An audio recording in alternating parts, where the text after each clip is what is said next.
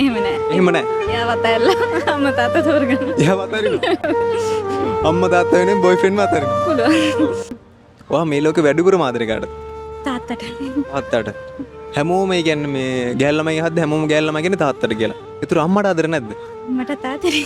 අම්මටත් ආදරේ. එතකොට වැඩිපුර ආදරේ කාටද? දෙන්නට මාදරේ තාත්තට ගොඩක් ආදරේ. තාත්තට ගොඩක් ආදරේ. එතකොට ඒ දෙන්න වෙනුවෙන් ඔයා අවසාන වතර මොනවද කළා තියෙන්නේ? ඒ දෙන්නට වැඩිය මහන්සි වෙන්න එපා කියලා ගෙදර ඉන්න කියලා තියෙන්නේ. මං ජොබ් එකක් කරන ඉන්නවා. ඒ කියන්නේ ජොබ් එක කරලා ඉවරලා ඒ දෙන්න ආස කරන ජීවිතේ දෙන්නට දෙනවද අනිවාර්යයෙන්? ඔව් දැන්නම දෙන ගමන් යන්නේ තාම බේසික් එක. බේසික් එක පටන් ගන්න විතරයි. ඔය පටන් ගම්ම ඉහළටම යනවා. ඔව්. ඔය විතර දින්නේ කියන්නේ මායි අක්කලා දෙනයි නංගි. අක්කලා දෙන්න. අක්කලා දෙන්න මොකද කියන්නේ? ඒ දෙන්නම ඇමරිකලා ඉන්නවා. අමරිකලා. දැන් අම්මයි තාත්තයි ඔයා බලා ගන්න. නෑ නංගිත් ඉන්නවා. එයාලත් බලා ගන්නවා. මට පුළුවන් තරමින් මං මේවා කරනවා. බොයිෆ්‍රෙන්ඩ් කෙනෙක් ඉන්නවද? ඔව්.